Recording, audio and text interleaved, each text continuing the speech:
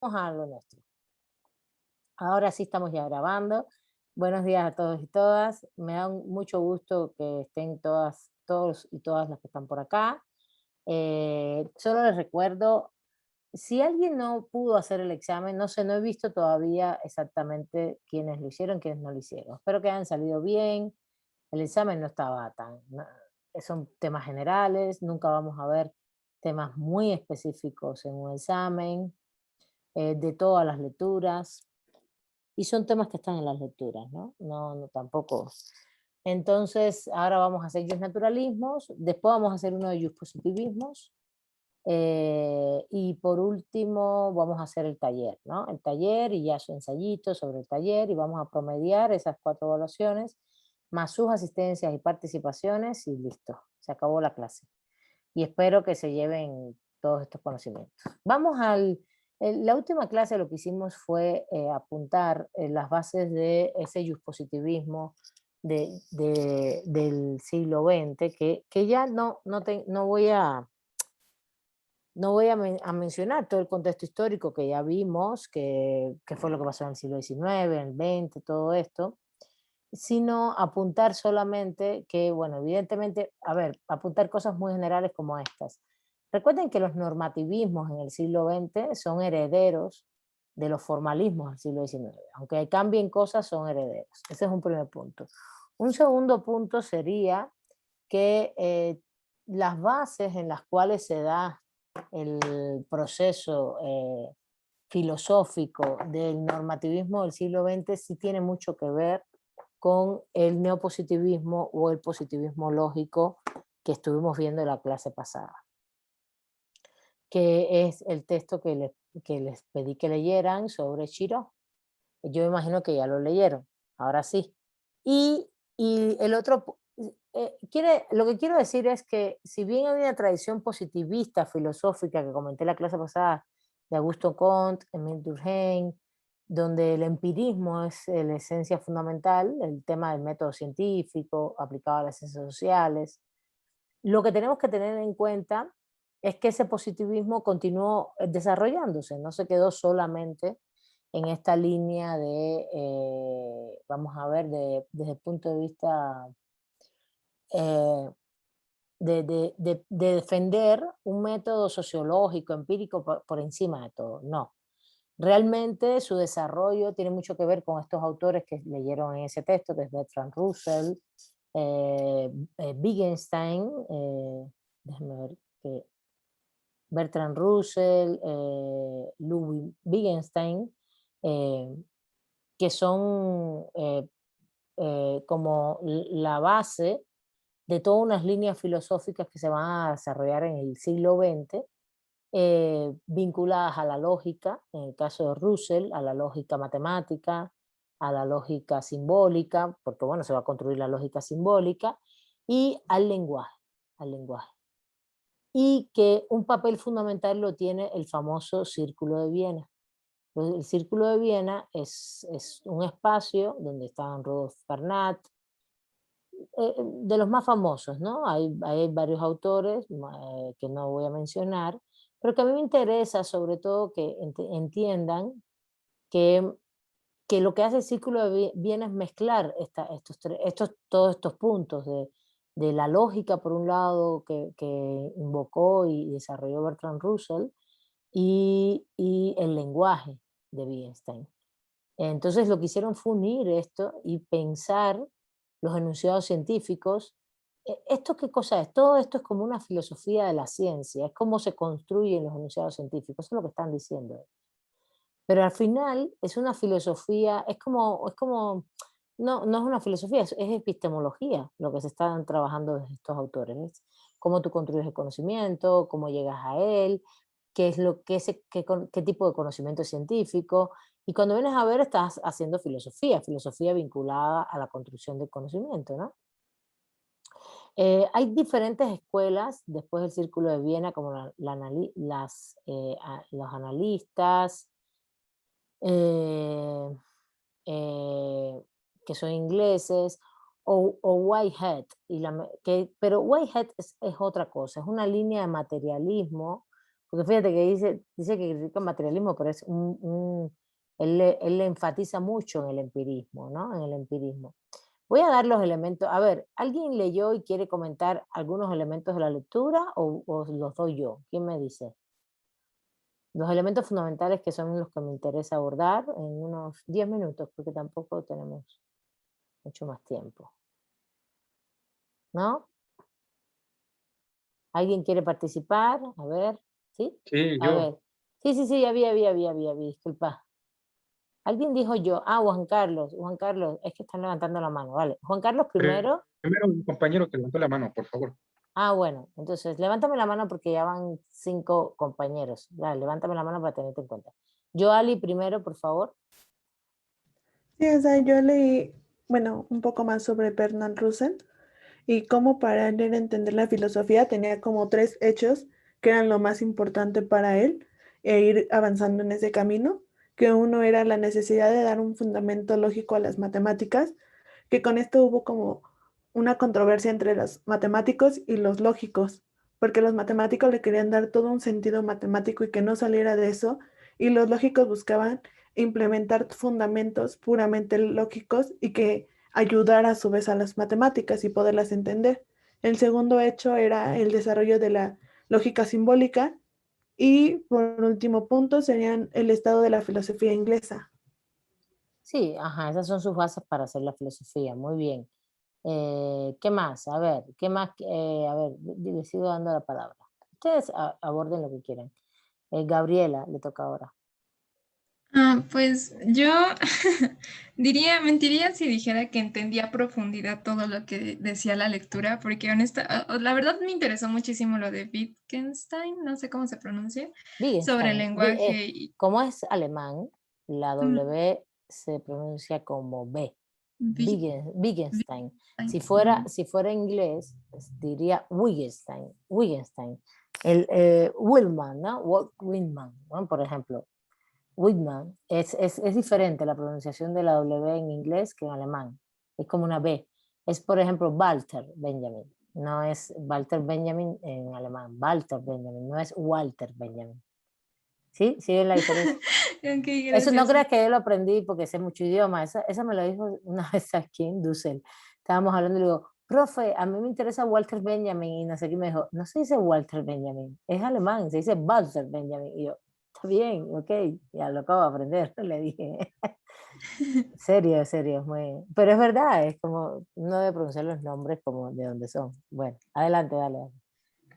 Bueno, entonces, Wittgenstein, bueno, no sé, pero bueno, me pareció muy interesante, honestamente le digo, no creo haber entendido en su totalidad ni nada cerquita de lo que realmente quería decir, así que solamente diré como lo que entendí en general de la lectura, y es que las matemáticas en cierto punto, bueno, se criticaba el existencialismo porque precisamente era subjetivo, ¿no? Y no tenía fundamentos. Y las matemáticas habían llegado a un punto de crisis, así lo menciona la lectura, porque el modelo de Euclides de geometría, tampoco conozco o podría decirle qué es específicamente, se había visto que no lo podían comprobar y a partir de esto surgieron nuevos modelos de geometría que eran diferentes y se vieron en la necesidad de buscar, o bueno, empezaron a buscar como este fundamento eh, pues más supongo que universal de las matemáticas.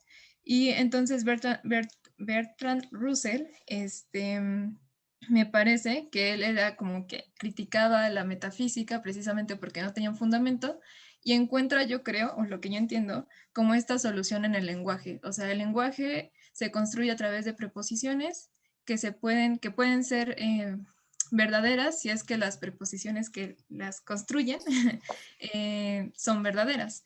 Y quizás de esta manera el mundo también podría reducirse o sea, si podrías decir claramente lo que era el mundo de una forma verdadera, entonces sería verdad. Algo así entendí.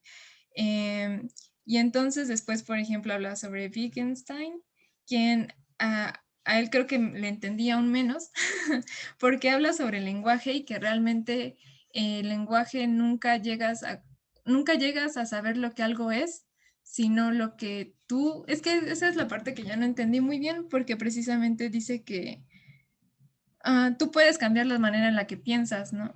Y que eso es a lo más que puedes aspirar a conocer. Entonces, y ya después de aquí creo que ya el círculo de Viena como que empieza a mezclar estos dos conceptos, tanto de la lógica como del lenguaje, y empiezan a crear más fundamentos, pero bueno, hasta ahí le dejaré porque no sé si, si entendí o no.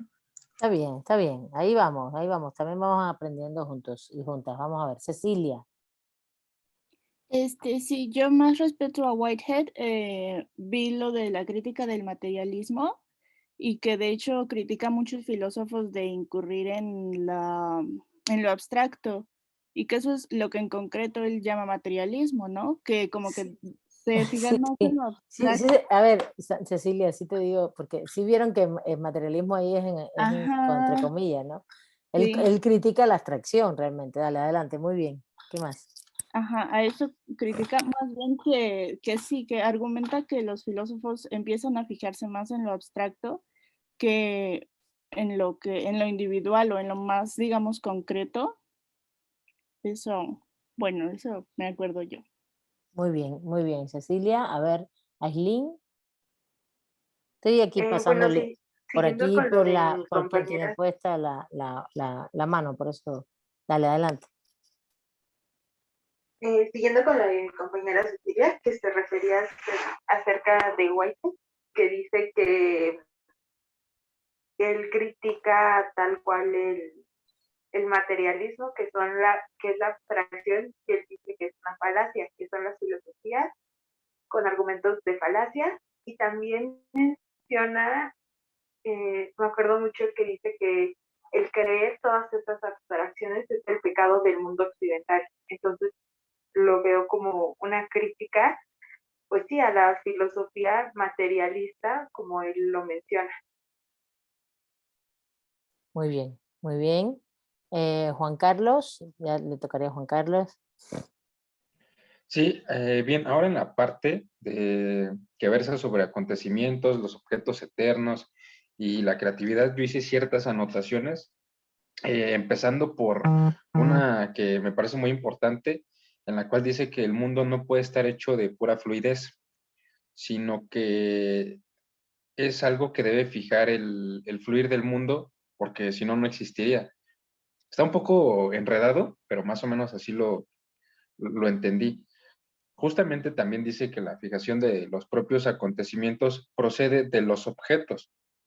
Y ahora nos dice que qué son los objetos, a lo cual nos señala que son entidades naturales que están más allá del tiempo y del espacio. A todo esto, lo que Ujú. ya dije, el propio Whitehead, bueno, él concibe los objetos como potencias que vienen a aparecer precisamente en el acontecimiento mismo para determinarlo y darle permanencia. Y bueno, más adelante ya dice que no existe separación entre acontecimiento y objeto, porque uno depende del otro. Si no existe el acontecimiento, entonces no existe tampoco el objeto. ¿Ya? Muy bien, muy bien. Muy bien, son elementos muy importantes. Ahorita vamos a ir tocando cada uno, ¿no? A ver, Hania. Sí, profesora. Yo quería hablar sobre los analistas y bueno, en la parte donde dice que Riley intentó aplicar su sistema en el cual se basaba en el concepto del espíritu y él quería dar a entender que todos los errores que se dan en la filosofía moderna proceden al error cartesiano de separar el alma del cuerpo o Ujú. como él lo llama, el dogma de la fantasía de la máquina. Y bueno, en esta parte yo encontré como, más bien me confundí con Warnock, que él está en contra de la metafísica y habla en que, o sea, está en contra de quienes piensan que la metafísica es verdadera. Entonces, para él es un conjunto de los nuevos análisis y es útil como expresión de una época. Pero entonces yo en esa parte no entiendo, maestra, porque, o sea, se supone que, bueno, Riley en esta parte habla de que las expresiones del espíritu y el alma están equivocadas, pero él, Warnock, habla que la metafísica también es falsa. Ujú. Ok, Y ese es yo no entiendo esa parte. Ahorita voy a comentar algunas cosas. Vale, adelante. Sí, voy a ir, ya estoy apuntando aquí más o menos las cosas que me están comentando y preguntando. Natalia, Sí, bueno, yo me fui más por Wittgenstein, no estoy muy segura cómo se pronuncia. Y bueno, Wittgenstein. aquí no sé, ¿cómo? Perdón, Wittgenstein. Wittgenstein. Bueno, Wittgenstein. primero nos Es explican con que él B. tuvo mucho como interés por la música y las artes, ¿no? Las artes mecánicas. Y también nos dicen que tuvo una relación y de hecho como un trabajo trabajó con Bernard Russell y pues se les da como el crédito a la teoría de los hechos atómicos, pero también profundizan en pues el pensamiento de este propio pues filósofo, ¿no? Que nos dice que se divide en dos periodos, que es el primero que se trata del Tratactus y el otro que es de investigaciones filosóficas. Y el Tratactus se va como más a las cosas lógicas, nos dice que pues busca como los métodos que sean, que sean como elementos simples, o sea, nos dice que que son preposiciones, que las preposiciones complejas se pueden volver proposiciones simples. También nos dice que la lógica y la matemática son como ciencias tautológicas. Eso me llamó la atención porque no sabía qué significaba y luego lo investigué y lo que entendí era que eran como repetitivos, era como algo cierto pero muy redundante. Y nos dice que también carecen de significado y que las únicas ciencias con significado son las ciencias de la naturaleza. Ujú. Muy bien, muy bien, muy bien. A ver, ¿quién me queda? Por acá, Fernando, creo, ¿no? Muy bien, Sí, Fernando López. Adelante, Fernando. a mí bueno, especialmente de Wittgenstein hubo una parte que me llamó la atención. La verdad es que sí sentí un poco compleja la lectura debido a los términos y también a nombres que no es como tan sencillo de leer. Y hubo una parte aquí en donde Wittgenstein habla acerca de la estética y, y me gustó la relación que hizo porque siento que la lectura aborda como diversos temas, va de las matemáticas al lenguaje, ¿no? Y ya después como al lenguaje matemático y todo se empieza a conjuntar. Y hubo aquí algo que llamó bastante, de hecho, si pudiera leerlo, Sí, sí, aquí lo adelante, tengo. adelante.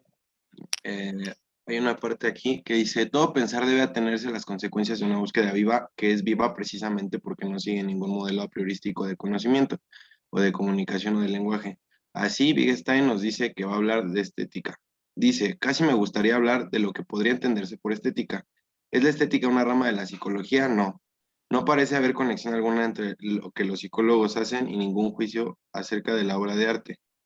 Además, fundar la estética en la psicología sería un error, ya que también la psicología carece de fundamento. Y después menciona a Freud acerca de un fundamento universal y abajo hace una pequeña, bueno, aparte en el texto menciona otra oración donde dice que cuando Miguel Ángel pinta la creación del mundo, en general, nada explica mejor el significado de las palabras que una pintura. Su expresión expresa a Miguel Ángel, pero no expresa la divinidad. O sea, es como si, bueno, yo lo pensé y más bien me intenté como idealizar que cada persona puede reflejar como en sí misma alguna concepción, la concepción que sea, ¿no? O sea que al final el reflejo de una obra de arte es prácticamente tu reflejo y no el reflejo como de lo que quieres realmente manifestar. Y hay una anotación, más bien una parte del texto que habla acerca del por qué debe ser juzgado el hombre, si por los pensamientos o por las acciones que realiza realmente, ¿no? Que todo depende exactamente de qué punto de vista se vea. Muy bien, Como lo interesante. muy bien, Fernando. Muy bien. Y Maya por acá pidió la palabra. Maya y Jacqueline. Y ahí cerramos, ¿vale? O alguien más. Bueno, Maylin, vale. Con Maylin cerramos, vale. Adelante. Bueno, yo quiero comentar acerca de los analistas. También se me hizo un poco complejo todo esto del lenguaje y pues ellos analizan más bien el lenguaje cotidiano y nos hablan sobre que nosotros vamos a tener ciertos errores expresivos por considerar como idénticas respecto a análisis filosóficos, proposiciones que solamente son idénticas desde un punto de vista gramatical, y trae un ejemplo pues que es muy entendible, que dice que un señor es político, ¿no? Entonces, pues esta frase es clara y se puede verificar, pero cuando nosotros decimos que ese señor es objetivo, pues la palabra objetivo es muy ambigua. Entonces, de ahí vamos a recurrir a la filosofía para hacer como este análisis de esa palabra y ver, o sea, cómo se está utilizando el juego del lenguaje y bueno, eso fue lo que entendí. Eso está muy bien, sí está, pero está bien, muy bien. Jacqueline. Sí, bueno, yo quiero hablar sobre Russell, acerca de, bueno, nos dice que la comprensión del universo se va a dar a través de la función de la verdad, en donde pueden existir la verdad o falsedad de proposiciones, y nos pone que, bueno, tenemos una proposición que va a ser P y otra que va a ser Q, en donde solamente va a ser verdad si P y Q son verdaderas por sí solas, ¿no? Entonces nos dice que, bueno, para que todo este conjunto sea verdad, se necesita que P sea verdadera y Q sea verdadera. Esto resulta y son dos frases unidas por conjunción, lo que nos da como resultado pues un lenguaje que se da en función de la verdad. Y nos dice que todo el mundo, todo lo que comprende, se va a dar a través de esta función de verdad, en donde, bueno, las funciones pueden ser verdaderas o falsas. Y también en esta parte nos habla sobre formas atómicas, en donde van a estar constituidas por acontecimientos, y estos acontecimientos van a estar como limitados a un tiempo y un espacio. Y también las formas atómicas van a ser indivisibles. Y también nos dice que las proposiciones atómicas son realidades atómicas que nos van a dar como resultado la verdad. Y algo que no entendí tanto, pero bueno, nada más como que entendí que una pluralidad de entidades puede ser una pluralidad de frases atómicas. Y ya. Está muy bien, Jacqueline. Han hecho un gran esfuerzo, porque de hecho no es la filosofía que más me gusta tampoco, por eso las tengo que dar. Maylin, cerramos contigo. Muy bien. Ay, no sé, creo que ya habló usted de eso, pero bueno, No importa, del participa círculo porque... de vida, es que vi que no lo mencionaron, bueno, lo que se escucha, que no lo mencionaron mucho, pero pues que surgió en 1929 y que de este círculo, bueno, donde se unían muchos filósofos, que fue el inicio de los positivistas lógicos, que tomaron como base el Tratado Lógico Filosófico de Wittgenstein. Bien, dígalo como quiera, no pasa nada tampoco, estamos en clase. ¿Qué tal si me pega?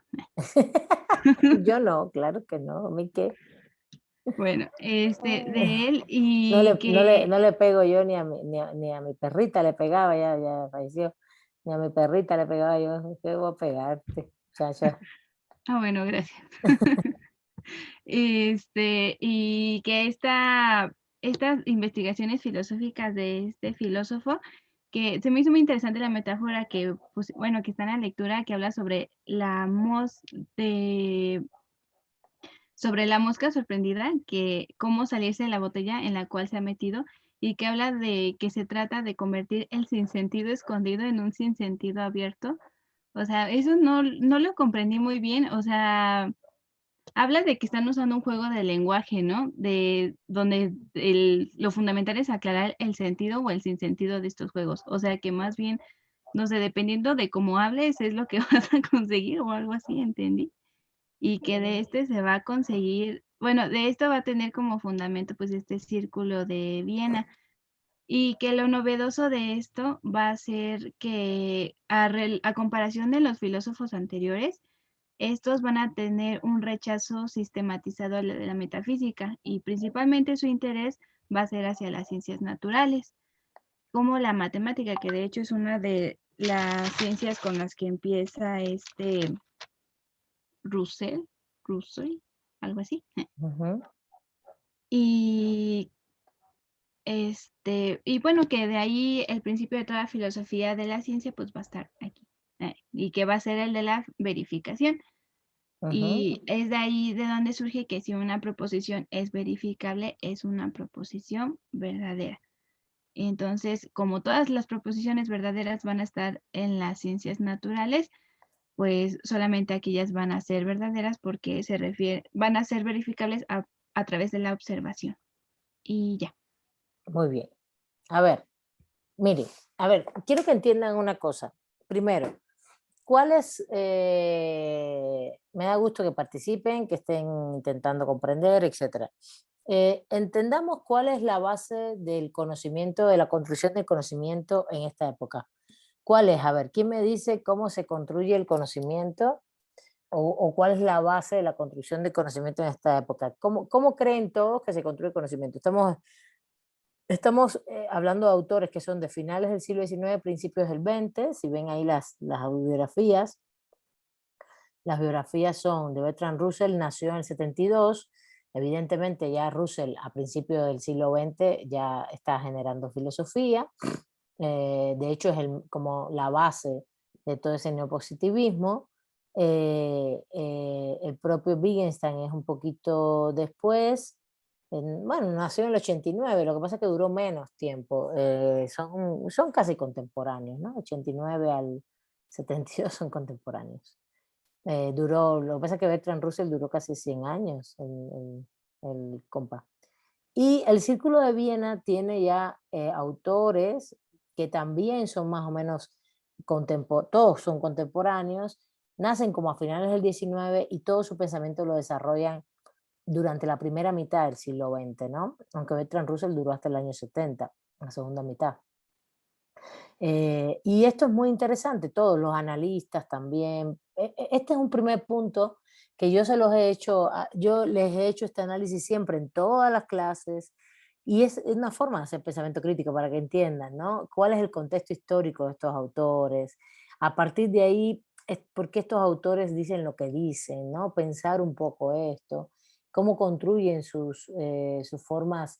Whitehead también es de la misma época, nació un poco antes, en el 61, muere en el 47, pero igual su pensamiento sobre todo se desarrolla entre inicios del siglo XX hasta la primera mitad, ¿no? Entonces, la idea aquí es, sinceramente, bueno, ¿dónde están ellos ubicados? ¿Cuál es su espacio de tiempo, su espacio temporal histórico que genera que ellos desarrollen toda una línea filosófica muy importante que se le llamó neopositivismo, pero que va a incorporar dos grandes elementos que hoy son muy importantes en los estudios filosóficos, que es toda la línea de la lógica y toda la línea del lenguaje. ¿Está bien? Ese es un primer punto. A ver, ¿cuál es la base del pensamiento de ellos? ¿Quién me dice? ¿Qué es el positivismo? A ver, se los voy a preguntar mejor directamente para que no se hagan bolas. ¿Qué implica ser positivista? Estamos hablando filosóficamente, no jurídicamente, ¿no? A ver quién me dice. ¿Cómo se crea el conocimiento? ¿Qué piensan ellos que es el conocimiento? Eso lo expliqué en la clase pasada. No es algo es algo que hemos venido explicando durante todo el semestre a la hora de concebir el concepto de ciencia, etcétera, porque al final sigue siendo el mismo hasta hoy. A ver, ¿quién me dice? ¿Cómo se concibe? ¿Qué es ser positivista desde el punto de vista filosófico? A ver, Mariel, ¿quieres comentar? Mariel, es que te quitaste el micrófono, pero no te estamos escuchando. ¿No me escuchan? Ahora sí.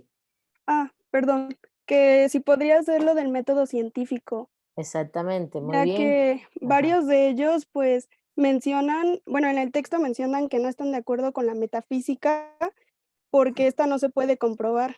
Inclusive también lo asimiló al principio del texto cuando tratan de que las matemáticas sean lógica sistemática y que existan como, bueno, a mi entender, leyes universales que éstas se puedan comprobar y de ellas se vayan derivando pues otras leyes, pero desde un mismo punto. igual lo enlazo con, no recuerdo ahorita el autor, que decía que no creía en la psicología y menciona a Freud por lo de Ah, los sueños, porque decía que esa era su interpretación de él y no podía ser igual en todos los casos.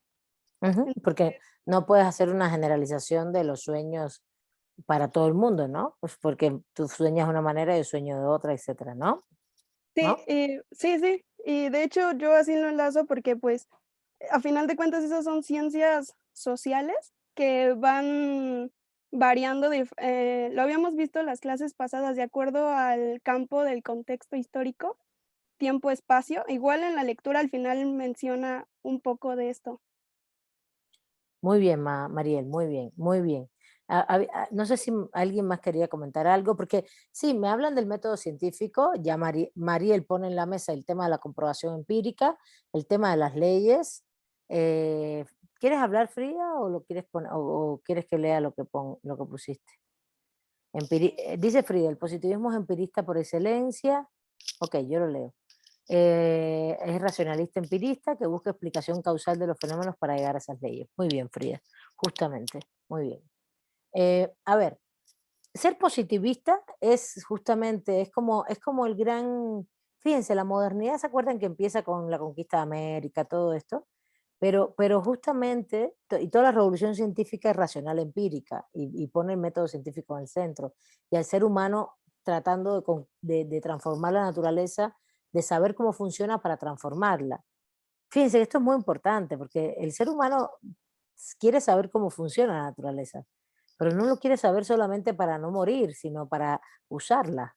Y esto es la esencia del capitalismo. En el capitalismo no solamente necesitas fuerza laboral, sino también recursos materiales. Y los recursos materiales tienen una base muy fuerte en los recursos naturales. Entonces necesitas, sí, tengo petróleo, pero si no sabes cómo extraer el petróleo, y ahí viene la tecnología, ¿no? O sí, hay reservas de litio muy importantes hoy para todo el sistema de celulares y de digital, y todo el mundo hoy virtual se basa en el litio. Bueno, pero si no puedes extraerlo, necesitas un conocimiento científico, empírico, de experiencias, de hacer hipótesis, comprobar empíricamente, y para generar no solo formas de, por ejemplo, cómo se extrae el litio, pero después cómo lo convierto para que se convierta en pilas, y hacer tecnología. Entonces, esto es muy vinculado, también está muy vinculado al capitalismo, al desarrollo del capitalismo, que quiero que les quede claro que no estamos hablando de que todo esto es malo. Lo malo es dañar el ambiente, lo malo es de todo el sistema este, es el que se basa en la desigualdad, que se basa en la explotación, pero justamente esta parte de científica, tecnológica, cada vez, sobre todo para el bienestar general, el bienestar común, es bueno, claro que es bueno. Hoy tenemos grandes avances científicos, tenemos grandes avances científicos en salud, en tecnologías. Por ejemplo, hoy podemos estar hablando con una persona en cualquier país del mundo rapidísimo, hacer una transacción en 3 minutos. La manera de movilizarnos hoy por el tema virtual es impresionante. Pero bueno, entonces, volviendo a este punto, pero tampoco a costa del ambiente y a costa de explotar a la gente, en eso estoy de acuerdo, pero volviendo, ¿cómo haces todo esto? Pues la base es el método científico, y del método científico toda la tecnología que se fue generando. En este sentido, el respeto por ese paradigma de la revolución científica, o por esa pensar el mundo de esa manera, es muy importante para los filósofos de la ciencia. Y esto no ha variado hoy. La filosofía de la ciencia vista como una filosofía positivista, basado en el racionalismo, el empirismo, porque la razón tiene un papel fundamental, que es la que genera las hipótesis, y el empirismo es el proceso de comprobación empírica, etcétera, es fundamental para llegar a leyes científicas. ¿Qué quiero lograr? Pues justamente lograr saber cómo funciona el mundo, la naturaleza, las cosas que puedo extraer de todos ellos, cómo puedo modificar en función, evidentemente el capitalismo siempre está pensando en función de la ganancia.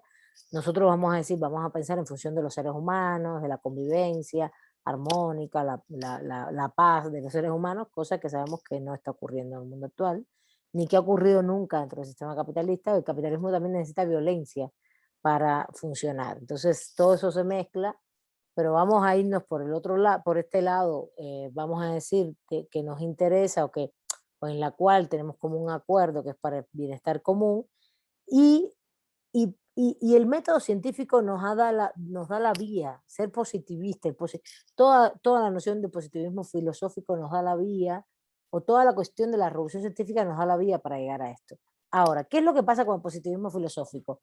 Que es una escuela que prevé, bueno, el tema de la explicación causal de los fenómenos, otro de los principios, el ideal metodológico como el método empírico, y el tema de controlar los procesos, controlar los fenómenos, controlar la naturaleza, pero también controlar la sociedad, porque ahí es donde viene el positivismo filosófico.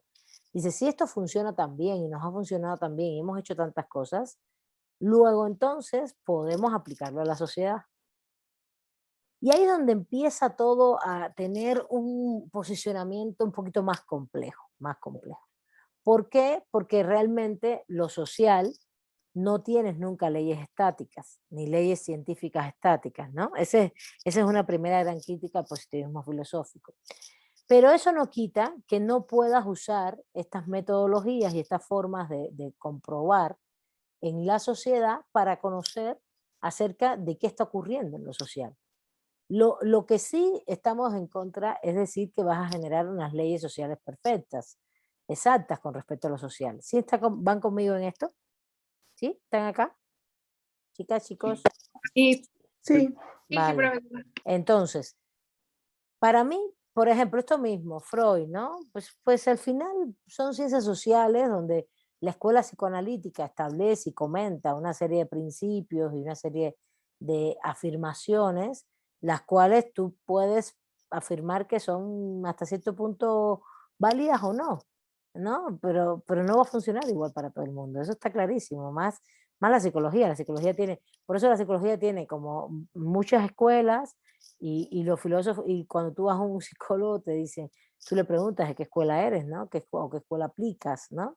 Y a veces pueden mezclar algunas, pero el resultado siempre es particular, casuístico. Eso es lo que nosotros planteamos también de las ciencias sociales. Puede haber patrones de conducta, a nivel social, en materia del capitalismo, la desigualdad. De hecho, lo que se plantea, por ejemplo, en economía, es que sí hay leyes económicas, que si no se cumplen va a tener tal consecuencia, y regularmente el patrón común de socioeconómico, cuando tú ves qué pasó en los últimos 30 años, 40, 50, ha pasado lo que dicen estas leyes económicas. Yo no podría poner tantos ejemplos ahí, solamente del funcionamiento del capital de manera global, ¿no? Cíclico, por ejemplo. Que el capital es cíclico, que por su funcionamiento es cíclico en el sentido de las crisis. El capital no puede, tiene un factor fundamental de desarrollo, que es mediante esa triada de recursos naturales o recursos materiales, creación de tecnología y explotación de la fuerza laboral. Eso lo hace, tiene que tener en cuenta la producción de mercancías y a la vez, evidentemente, que esa mercancía tenga flujo comercial, ¿no? Ahora, el capital siempre, ese es su funcionamiento y su lógica. Pero ¿qué es lo que va a pasar? Que depende también del funcionamiento del mercado. Y ahí es donde empieza a haber siempre un proceso cíclico donde el capital explota, extrae recursos naturales, crea tecnología, se desarrolla y llega un momento en que entra en crisis. Las crisis tienen sus fases, ¿no? Ahora no me da tiempo a explicarlas, pero siempre va a haber un proceso cíclico de desarrollo, crisis, desarrollo, crisis. Y por supuesto, siempre vamos a estar afectados los que no somos dueños de medio de producción, ¿no? Incluso beneficiados en el desarrollo, nunca tanto como los dueños de los medios de producción, y muy afectados en las crisis, nunca tanto como los dueños de medios de producción. Entonces, cuando tú ves, sí, ahí hay algunas leyes, o varias leyes en materia de desarrollo del capital, que las puedes invocar, pero hay muchas otras, ¿no? Leyes macroeconómicas, microeconómicas, pero en materia de ciencias sociales también hay otros patrones de conducta. Por ejemplo, ¿ustedes creen que esta misma institución de las que le hablé, como la desviación de poder, que es un vicio en el acto del derecho administrativo, pero que hoy se ha trasladado a todos los funcionamientos del Estado, incluso decir que, por ejemplo, que un Estado haga reformas neoliberales que son para beneficiar a grupos particulares y no para el bienestar común, es también una desviación de poder, llegar hasta ese punto, ¿no? Todo tipo de acción que haga un Estado en función de grupos particulares y del beneficio de esos grupos y no del bienestar común.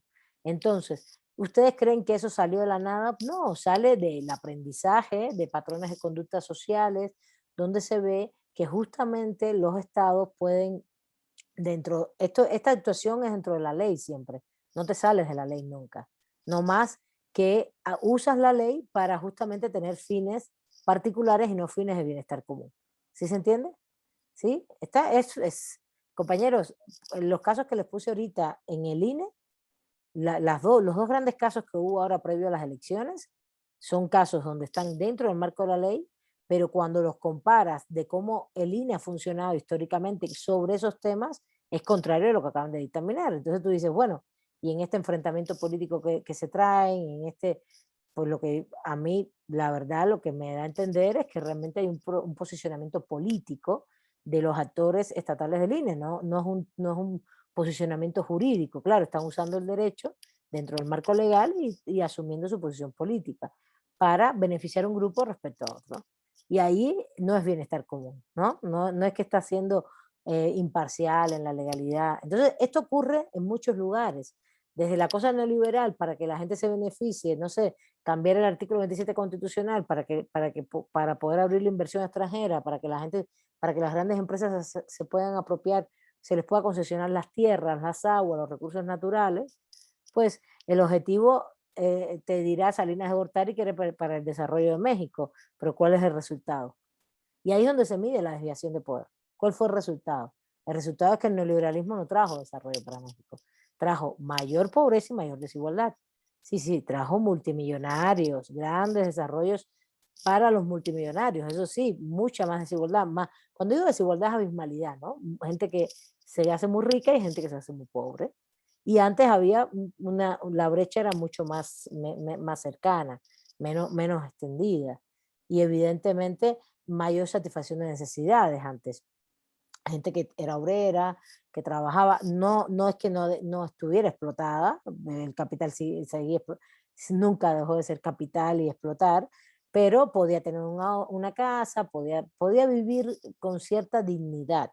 Ahora búscate a intentar a comprar una casa en estos momentos, a ver, incluso con un salario digno y con una plaza, es complejo.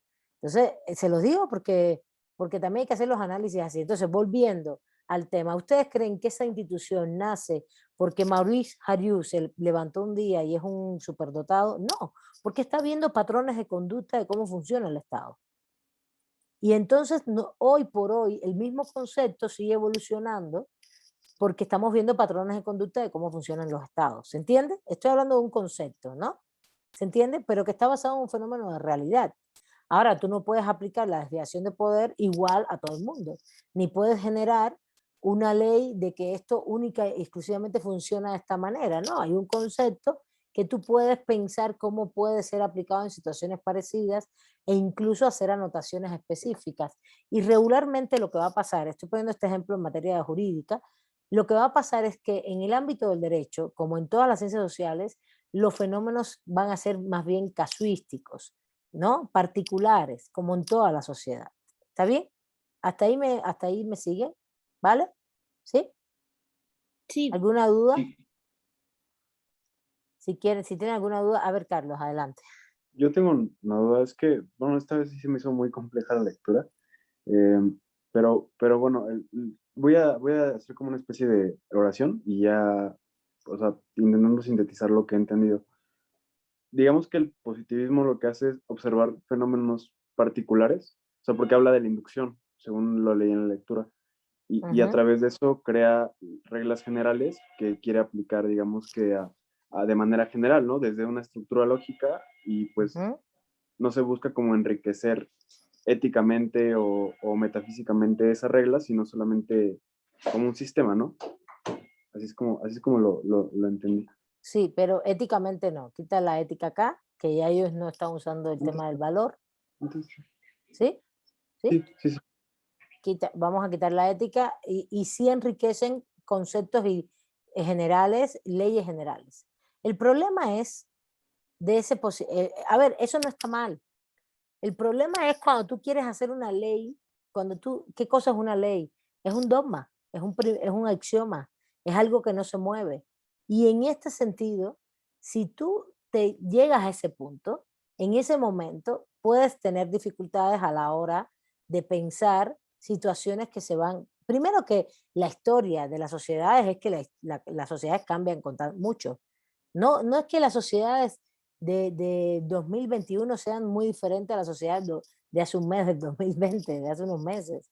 No, estoy hablando de periodos históricos, pero las sociedades siguen cambiando. Y es verdad que hay patrones de conducta bastante universales en el mundo actual, ¿no? En las sociedades, el capital, el funcionamiento del capitalismo, la desigualdad, por ejemplo, incluso bastante universal como el tema de pensar hoy los derechos humanos, la diversidad, estar todos en común, en consenso con esto.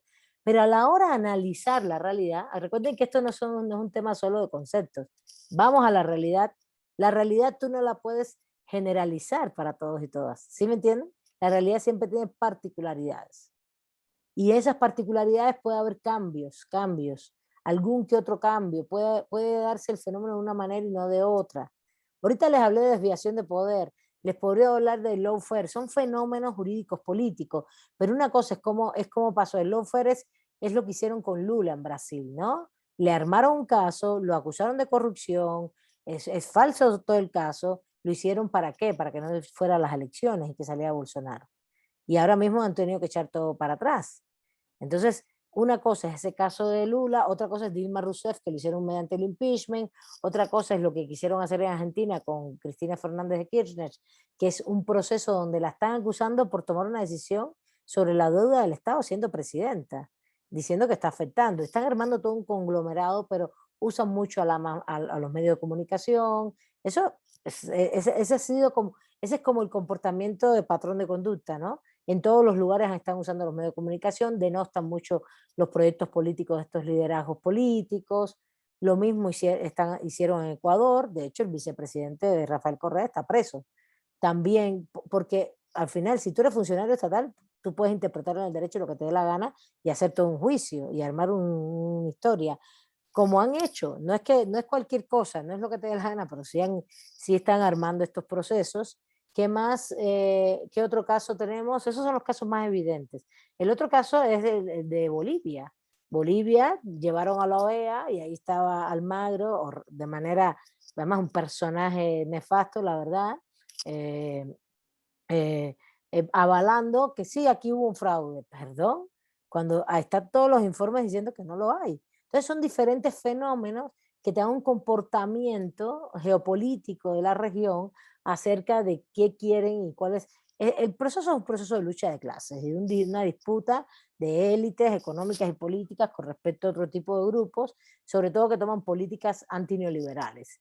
Estos gobiernos no son todos iguales, ni tienen el signo ideológico ni socialistas ni comunistas, ninguno lo es para nada, solamente han tomado algunas políticas antineoliberales, algunas, porque en el caso de Brasil, por Dios, antineoliberales, estoy hablando, realmente tienen mucho pacto con el capital de brasileño y el capital transnacional, igual que México, igual que todos los países de América Latina, no más que han frenado determinados grupos. De ahí entonces tú ves un patrón de conducta, pero eso lo tienes que probar, Carlos. Lo vas probando y vas viendo que en cada caso tiene sus características, aunque haya patrones de conducta.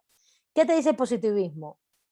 Que esa es una forma de medir la sociedad, que hemos dicho hasta hoy que sí, que es una forma de medir la sociedad, pero el positivismo quiere construir unos lenguajes universales, conceptos universales, con mucha lógica, y aquí es donde estoy metiéndome en la lectura, aunque no lo crean, en 9 minutos, disculpa, ahora Diana te doy la palabra. El neopositivismo, no el positivismo, el neopositivismo, del siglo XX, de la primera mitad del siglo XX, dijeron, esto hay que hacerlo, fíjense, hay que hacer todos estos experimentos, pero tenemos que llegar al punto, el punto es que nosotros logremos un sistema completo, coherente, con un lenguaje científico, enunciados científicos sistemáticos, que se engarcen unos con otros y como único podemos engarzarlo es que tengan una construcción lógica. Y están hablando, disculpen, evidentemente de la lógica, usaron la lógica formal aristotélica, pero están construyendo otro tipo de lógica. Ahí los que me hablaron de Euclides, todo eso es la matemática euclidiana, es la matemática que generó la geometría del mundo griego. Y hay mucha más matemática que se fue elaborando después, la álgebra, etcétera, etcétera. Entonces dice, bueno, pues la lógica esta tiene que estar vinculada a las matemáticas, pero las matemáticas se enriquecieron, no solamente son geométricas, ¿no? ¿Qué quiere decir esto? Pues que única y exclusivamente que tienen que tener si 1 más 1 es 2 y 2 más 2 es 4, tú tienes que lograr ese mismo engarce desde el punto de vista lógico en los enunciados científicos que tú compruebas en el mundo empíricamente. ¿Sí se entiende? Eso es lo que ellos están buscando. De hecho, todos están buscando eso, todos están buscando eso. Pero hacen mucho énfasis en que la comprobación del enunciado tiene que ser empírica, ¿no? Entonces, ese es el tema, que entonces tú dices, bueno, pues si haces comprobación empírica, no, ¿cómo vamos a tener enunciados tan exactos? Porque cada vez que tú vas a la empiria, vas a ver que hay patrones de conducta, vuelvo a lo que he venido explicando, pero realmente también siempre particularidades en cada caso. ¿Se entiende? Y ahí es donde está la crítica. Es que les he ido diciendo los elementos con la crítica, ¿sí? No sé si van conmigo. A ver, Diana, ahora sí te doy la palabra. Profesora, justo esto que comenta está relacionado con la teoría de la verdad de Jürgen Habermas, ¿no? O sea, bueno, a la crítica que se hace, que él decía que pues la verdad es cuando hay un consenso, pero realmente llega un punto donde ese consenso empieza a aplastar a las minorías. Entonces, ¿podría relacionarse con esto que está comentando o no? No, es que Habermas es más hermenéutica, viene después. Estamos en la primera mitad del siglo XX, justamente una serie de autores que creen no, la condición de verdad es empírica, corazón. No tiene nada que ver con la articulación democrática de si hay consensos, no. Me lo llevaste a la filosofía política y Habermas está muy ubicado en la hermenéutica, incluso en el pensamiento crítico. Habermas viene de la Escuela Crítica de Frankfurt, corazón. No viene el neopositivismo, no, él no está ahí, ¿vale?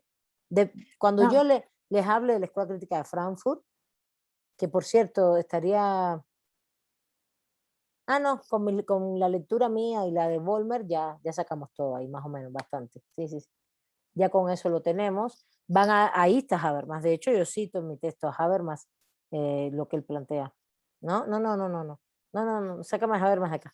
No, pero bueno, mi duda era que si la crítica que usted estaba haciendo ahorita tenía como elementos de esta, porque yo la había aislada, o sea, yo cuando vi en sociología jurídica la teoría de Habermas, como que jamás nos dieron un ejemplo específico donde yo ya pudiera como entenderlo más, entonces por eso preguntaba si su crítica de ahorita podría estar relacionada con eso. Bueno, sí, en eso sí, porque Habermas de hecho no cree en estos postulados universales empíricos, para nada, al revés. Y Habermas hace una filosofía política en función de la democracia, que es la democracia, y ve la democracia deliberativa, y uno de los puntos que Habermas critica es ese principio universal de la democracia, que es la mayoría, ¿no?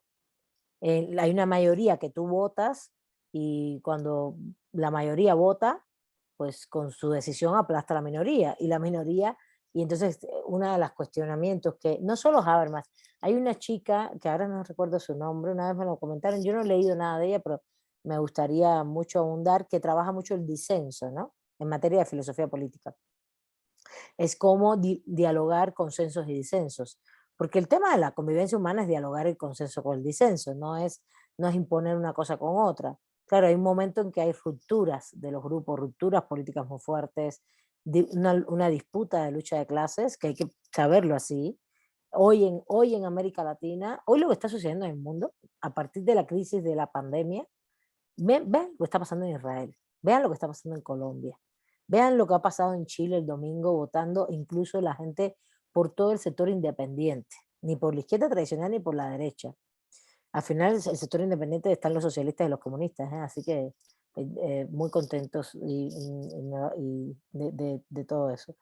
Vean lo que está pasando. Y eso estaba pasando antes de empezar la pandemia.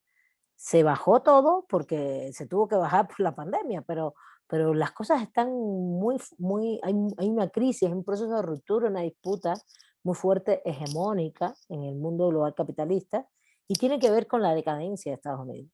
Estados Unidos está en total decadencia, se los digo así, ese es el problema. Y él está en decadencia, entonces sí, vayan pasando lista, por favor. Entonces está generando mucha ruptura. Entonces, bueno, la esencia de la política hoy es articular consensos y disensos dentro de un proceso de disputa. A ver, sí es muy importante, pero Habermas lo está pensando para Alemania, y Alemania es el país que domina Europa. Entonces, y a lo interno de Alemania me parece válido, pero hoy por hoy la lucha y la disputa a nivel global está muy fuerte.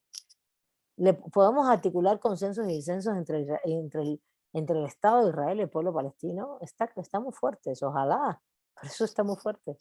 Ustedes no sé si vieron las imágenes, ¿no? Los bombazos, es terrible, es terrible, es terrible. Entonces, para mí la teoría habermasiana es una teoría muy interesante, pero que tiene un contexto específico en el cual no puede aplicarse. A ver, como principio sí, en todo tipo de sociedad, pero hoy mismo yo me puedo pensar, sí, el Estado de Israel y los palestinos, entre consenso y disenso, está durísimo, ¿no? ¿Sí me entiendes, Diana? A ver, Natalia, que quería comentar algo, adelante.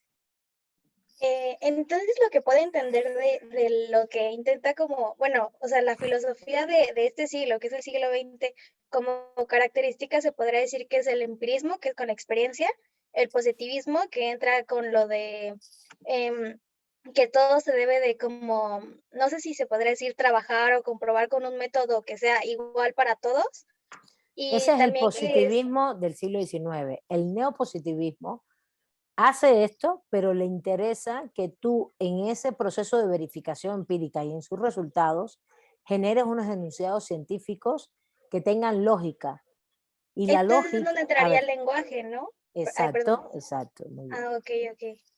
Entra todo el enunciado científico. No vamos a terminar todavía. Lo que sí, la próxima clase ya vamos a ver esto vinculado a Kelsen y a Hart. ¿Vale? Ya voy a ir hacia Kelsen y Hart. Así que léanle. No les puse otro texto más sobre Kelsen y Hart. Me imagino que ustedes los han leído, han tenido que leer algo. Les puse solo Atienza. Si algo yo traigo una lectura más por mi parte y eso. Pero bueno, lo que quiero es que entiendan es que necesitas ese enunciado, que esos enunciados científicos y esas teorías que tú vas armando tengan una armazón lógica sistemática muy coherente. Eso es lo que ellos están pidiendo. Y para eso se basan en la lógica. Ustedes dirán, ¿pero qué quiere decir la lógica? Claro, para eso tienen que saber un poquito de lógica formal, que es la lógica aristotélica, que es la construcción bien establecida de los enunciados, pero no solo de los enunciados de los juicios, sino de los razonamientos, de los silogismos, de todo lo que se construye formalmente con el lenguaje, ¿no? Pero a eso se le aumentó más operaciones matemáticas. A ver, ya se acabó la clase, pero si ustedes ven un silogismo, los silogismos son operaciones matemáticas, ¿no? Donde tú incluso quitas el término medio y te quedas con el término mayor y menor, siempre son operaciones como matemáticas, sencillas.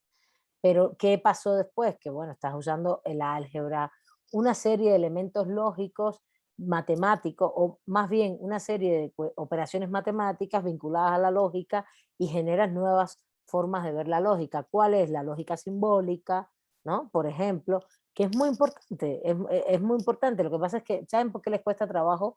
Porque no saben de lógica. Entonces, no me da tiempo en la clase enseñarles lógica, pero si supieran los diferentes tipos de lógicas que hay de manera general, más o menos la formal aristotélica, la simbólica, podrían entender cómo los lenguajes se pueden articular con esa noción lógica, que en el fondo lo que trae es matemática, sistematicidad, pero quédense con esto, sistematicidad y coherencia, engarce, ¿no? Tiene que dar bien todo, no puede haber, tiene que tener todo una sistematicidad muy específica, pero lo están pensando para las ciencias sociales, y ahí donde está el problema. El problema es que la sociedad no tiene ese engarce lógico, sistemático, coherente, como ellos plantean. Esa es la crítica, ¿está bien? La crítica se queda ahí. Pero lo que quiero es que entiendan que ellos están proponiendo un sistema lógico de enunciados científicos donde la matemática juega un papel porque está detrás de la lógica, y que estos enunciados tienen que ser comprobados empíricamente y llegar a conceptos universales, que al final, además, todos esos enunciados, ¿qué cosa es? Es lenguaje, porque los enunciados, claro, que para ser verdaderos tienen que estar comprobados empíricamente, en la experiencia. La casa es verde, tenemos que ver si la casa es verde, ¿no? La toalla es roja, el café es oscuro, es café, pues, es oscuro. No sé, por poner un ejemplo, ¿no? Disculpen que ya se acabó la clase. Pero lo que quiero es que entiendan es que esa es la propuesta de todos ellos. Y no están en contra de la metafísica, están en contra de las abstracciones, porque dicen, no es una construcción metafísica y más allá de la física ideal, de grandes principios inamovibles. No, no, no, es una construcción empírica, pero que tiene que darnos estos universales, esta sistemática, esta lógica, estos enunciados lógicos dentro de la ciencia. Eso es lo que está planteando Russell, lo que está planteando Wittgenstein, no más que Russell enfatiza la lógica, Wittgenstein el lenguaje, Whitehead enfatiza la crítica a la metafísica en contra de la abstracción y enfatiza el empirismo, y los analistas, ahora bueno, no recuerdo, el Círculo de Viena hace una mezcla de todo. Y ya para cerrar, ¿dónde se está formando Kelsen? En el Círculo de Viena.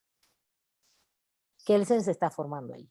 Por eso esperé un poquito que leyeran todo esto. No es tan fácil porque tiene lógica atrás y no estudiamos lógica, ¿no? No lo estudiamos en esta clase y no se estudian tanto.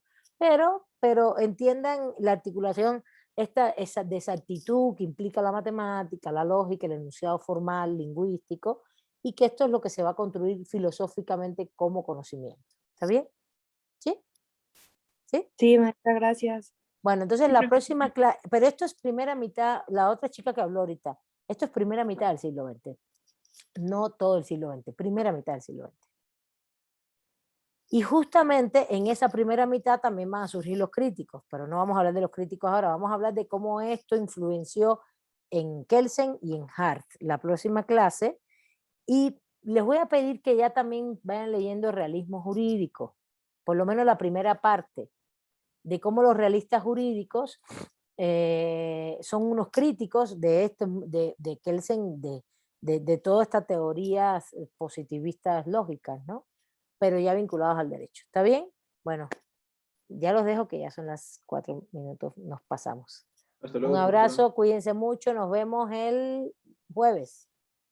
Adiós, profesora. Hasta luego, Muchas gracias. profesora. Hasta luego, profesora. Hasta luego, profesora.